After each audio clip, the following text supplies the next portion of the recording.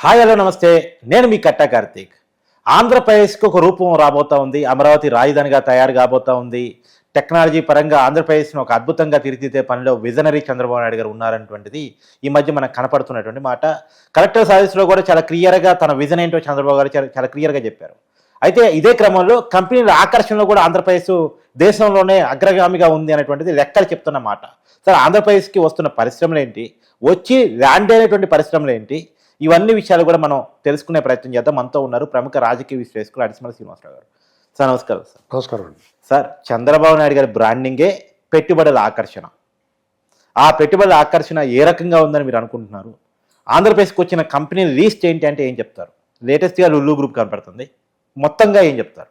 ఏమంటే చంద్రబాబు నాయుడు గారు ఉన్నారంటేనే మీకు పెట్టుబడులు వస్తాయండి. ఎందుకంటే వాళ్ళకి ఒక కాన్ఫిడెన్స్. నేను కొంచెం శ్రద్ధగా ఇప్పుడు మిమ్మల్ని ఆహ్వానించి జాగ్రత్తగా మీకు క్లియరెన్స్ ఇచ్చి ఇంట్రెస్ట్గా మిమ్మల్ని ఆహ్వానిస్తే డెఫినెట్గా వచ్చి పెడతారు వాళ్ళు. పైగా చంద్రబాబు నాయుడు గారు ఏంటంటే వాళ్ళు వచ్చి అడుక్కున్నట్టు కాకుండా ఈయన అడుగుతాడు పెట్టుబడి పెట్టమని. ఓకే, ప్లీజింగ్గా. కాబట్టి వాళ్ళు కన్విన్స్ అవుతారు. గతంలో ఐఎస్బి విషయంలో కానీ అన్నీ చూస్తే మనకి నిన్న కూడా బిల్ గేట్స్ తోటి కలిసాడు, ఆయన చాలా మాట్లాడాడు. ఇవన్నీ పాజిటివ్ సైన్స్ అండి. లులు మాల్ను అతను తరిమేశాడు, వీళ్ళు వచ్చిన తర్వాత మళ్ళీ వెనక్కి వచ్చింది. అవును, బోళ్ళన్నీ ఇప్పుడు అది ఇదని ఏం చెప్తాం మనం, చాలా పెట్టుబడులు వస్తున్నాయి. అశోక్ లేలాండ్ అది ఓపెన్ అయిపోయిందా? అవును. మీకు దానివల్ల ఏంటంటే ఇప్పుడు ఆటోనగర్లో మ్యాన్ పవర్ తగ్గిపోయింది తెలుసా? విజయవాడలో ఆసియాలోనే పెద్ద యూనిట్ అది ఆటోనగర్, విజయవాడ ఆటోనగర్. అక్కడ ఇప్పుడు మ్యాన్ పవర్ లేదు. చాలా మెకానిక్లు వాళ్ళు ఉంటారు కదా, మ్యాన్ పవర్ వాళ్ళంతా తగ్గిపోయారు. ఇప్పుడు అలా ఐఐటీలు ఇలాంటివి చదువుకొని ఇప్పుడు అందరూ మానేసి ఐటీ ఇండస్ట్రీ వైపుకి పోయారు అంతా. ఇప్పుడు తయారవ్వలేదు. ఇప్పుడు పాత బ్యాచ్ ఉన్నారు, ఆ 25-30 ఏళ్ళ సీనియర్ లేకపోతే వాళ్ళు వెళ్ళిపోయిన తర్వాత వెనకాల బ్యాచ్ రెడీ అవ్వలేదు. ఇదివరకు మెకానిక్లు ఉండేవారు, అన్ని రకాలుగా టెక్నికల్గా టెక్నీషియన్స్ చాలామంది తయారై ఉండేవారు. ఇప్పుడు అంతా లేకుండా పోయారు. ఇప్పుడు అది అది పెద్ద బెడదది. అంటే మెకానికల్ చేయటం అంటే చిన్న చూపు, చిన్న జాబు, దానివల్ల వాళ్ళు తగ్గిపోయారు వాళ్ళంతా. ఇప్పుడు ఇదివరకు ఐఐటీలు ఉండేవి, ఫిట్టర్స్ అని వాళ్ళని ఇదని 3 మంది ఉండేవారు. అందులో ఐఐటీలు తయారై వచ్చేవారు. ఇప్పుడు లేత్ మిషన్ ఉందనుకోండి, అక్కడ మీకు ఇంచుమించుగా బోల్ట్లు ఇలాంటివి తయారు చేయటం ఇవన్నీ ఉంటాయి కదా, అది ఐఐటీ చదువుకున్న వాళ్ళు చేస్తారు. అవన్నీ చాలా బాగుంటుంది. అలా సొంతంగా యూనిట్ పెట్టుకుంటారు, లేదంటే ఎక్కడో చోట ఉద్యోగం చేస్తారు ఇండస్ట్రీల్లో గట్రా. ఇప్పుడు ఆ మ్యాన్ పవర్ తగ్గిపోయింది, హ్యూమన్ రిసోర్సెస్ తగ్గిపోయినాయి. అంతా కూడా వేరే వేరే లైన్కి వెళ్ళిపోయారు అంతా. కాబట్టి ఆంధ్రప్రదేశ్లో దాన్ని అదే స్కిల్ డెవలప్మెంట్ అంటే అదే వాళ్ళ నైపుణ్య శిక్షణ. కొంతమందికి ఒక సాఫ్ట్వేరే మాత్రమే కాదు, మిగతా అన్ని వృత్తుల్లోనూ కూడా ఆ స్కిల్ డెవలప్మెంట్కి ట్రై చేయాలి. సిస్కో అన్న కంపెనీ చేసే పని అదే. మొన్న అప్పుడు వచ్చారు కదా, ఒప్పందం చేసుకున్నారు కదా. కాబట్టి చంద్రబాబు నాయుడు గారి పెట్టుబడి విషయంలో ఆయన నెంబర్ 1. రాష్ట్రంలో ఇప్పుడు P4 ఆర్టిఫిషియల్ ఇంటెలిజెన్స్ P4 అంటున్నాడు కదా, అది కూడా సత్ఫలితాన్ని ఇస్తుందేమో అనుకుంటున్నాను నేను. అయితే ఆయన వీటిలన్నిటితో పాటు రాజకీయం కూడా చేయాలి ప్యారలల్గా. ఎందుకంటే అవతలవాడిని తొక్కిన. సార్, P4 గురించి రాష్ట్ర ప్రజల కోసం ఏంటి అసలు P4 అంటే ఏంటి? ఏం లేదండి, పబ్లిక్ ప్రైవేట్ పీపుల్ పార్టిసిపేషన్ అంతే. అంటే ప్రభుత్వము ప్రజలు భాగస్వామ్యం. ఇప్పుడు మీకు ఆయన ఏమంటున్నాడు, సంపన్నులు నిరుపేదలని చేయూతనిచ్చి వాళ్ళని సంపన్నులుగా మార్చమని అడుగుతున్నాడు అంతే. అది ఏ రూపంలో అనేటువంటిది ఒక ప్రణాళిక రూపొందిస్తారు, ఏ రూపంలో చేయాలి. అంతేగాని ఇంట్లో పడుకున్నవాడికి మీరు 15 వేలు పంపించండి నెలకని అది కాదండి. బటన్ ఒక్కడు డబ్బులు పడ్డు ఆ టైప్ కాదు.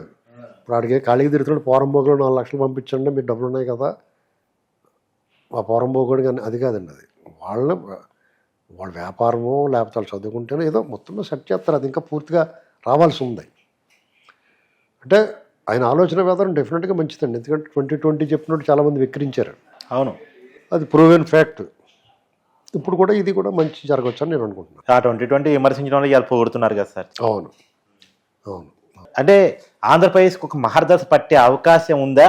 మళ్ళీ డిస్టర్బ్ చేసే శక్తులు ఏమైనా వచ్చే అవకాశం ఉంటుందా? మీకు డిస్టర్బ్ చేసే శక్తులు అయితే నేను భవిష్యత్తులో రావనుకుంటున్నాను. సమీప భవిష్యత్తులో అంటే ఓ 10 ఏళ్ల లోపు ఆ అవకాశం ఇవ్వరు ఆంధ్రప్రదేశ్ ప్రజలు. ఎందుకంటే వాళ్ళు బాగా దోలు తీరిపోయింది, తెలుసుకున్నారు. ఇప్పటి వరకు ఎన్ని ఆశలు వేసినా, ఎన్ని గొంతులు వేసినా, జగన్ ఎన్ని పిల్లి మొగ్గలు వేసినా కానీ మళ్ళీ రాడు.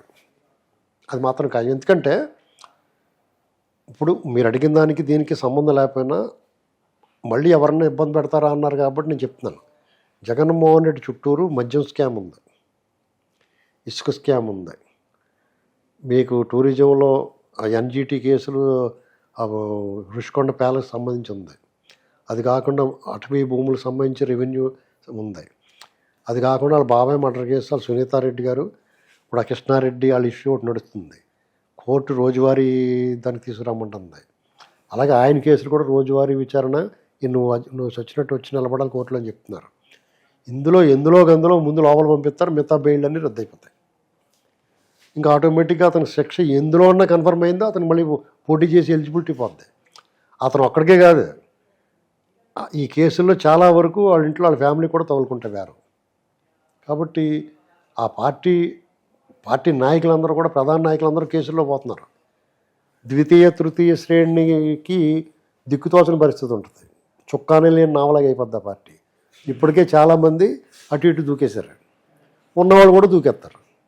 బహుశా కాంగ్రెస్లో గట్టా పోతారు, లేదా బీజేపీలో పోతారు, ఏదో ఒకటి చేస్తారు. ఏమైనా కానీ జగన్మోహన్ రెడ్డికి ఇంక ఛాన్స్ లేదండి. అతనికి ఇచ్చిన అవకాశాలు అతను పాడు చేసుకున్నాడు.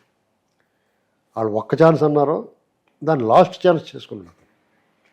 కాబట్టి ఎవరు భయపడక్కర్లేదు. అదే చెప్తున్నాను నేను, తెలుగుదేశం పార్టీ కూడా అర్జెంటుగా ఇయ్యాలి చేసేయాలనుకోకుండా అన్నీ వాళ్ళు ఇచ్చిన హామీలు నెరవేరుస్తా, కొద్దిగా రాజకీయం చేస్తా, తల ఎగరేసిన అలా డెప్ప మీద లాగి ఒకటి కూర్చోబెట్టి మూల రాజకీయం చేసుకుంటా, ప్యారలల్గా సంక్షేమం చేసుకుంటా, అభివృద్ధి చేసుకుంటా వెళ్ళాలని అనుకుంటున్నాను నేను. సార్, మళ్ళీ పాత సబ్జెక్టుకి వస్తే, టెస్లా కంపెనీ కూడా ఇండియా కంటూ వస్తే అది ఆంధ్రప్రదేశ్కే రాబోతుంది. సో భారత ప్రభుత్వంతో కొన్ని సంప్రదింపులు జరగాల్సి ఉంది, అది పాలసీ మ్యాటర్స్ కాబట్టి. ఒకరు ఇండియా కంటూ రావడానికి అగ్రీ అయితే అది ఆంధ్రప్రదేశ్లోనే ల్యాండ్ కాబోతుందన్న వార్తలు కూడా ఇంటర్నేషనల్ పేపర్స్లో కూడా కథనాలు వస్తున్నాయి. ఇప్పుడు ఆంధ్రప్రదేశ్కి రావాలని వాళ్ళకే ఉంటుంది, కానీ గుజరాత్ వాళ్ళు కూడా అడుగుతున్నారు. పక్కన తమిళనాడు వాళ్ళు కూడా ఆశ ఉంది. అక్కడ ఆల్రెడీ మోటార్ సైకిల్ కంపెనీలు ఉన్నాయి కాబట్టి. అంచేత ఆంధ్రప్రదేశ్ని మరి చంద్రబాబు నాయుడు గారు ఎలా మెప్పిస్తారో, ఏ రకమైన వాళ్ళకంటే మేము బెటర్ అని నిరూపిస్తారనేటువంటి చూడాలి. ఆ విషయంలో చంద్రబాబు గారు నెంబర్ 1.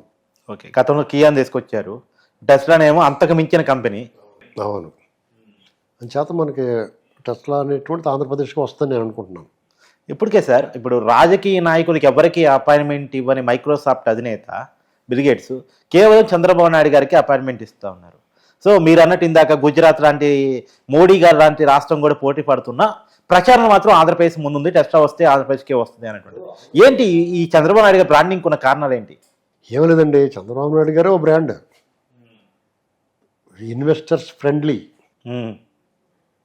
మౌలిక వసతులు కల్పించడం వాళ్ళకి కొంచెం ఇంపార్టెన్స్ ఎక్కువిస్తాడు. ఇప్పుడు ఆ అతిథుల్ని, ఇన్వెస్టర్స్ని రావాలని కోరుకుంటాడు. ఇప్పుడు మన ఏదైనా పెళ్లి పిలుపు వచ్చిందండి, మనకి వచ్చావా రా అన్నవాడి దగ్గరికి వెళ్తామా, మీరు రండి బాబు అని చెప్పేసి మన కారు దక్కకుండా పరిగెట్టుకొచ్చి లోపల తీసుకెళ్ళి కూడా అంటే ఇష్టం ఉంటుందా మనకి? వాడు మళ్ళీ పిలిచినవాడు మళ్ళీ ఎవరి దగ్గరికి వెళ్తాం? గౌరవం ఇచ్చేవాడి దగ్గరికి. అంతే సింపుల్. Thank you sir.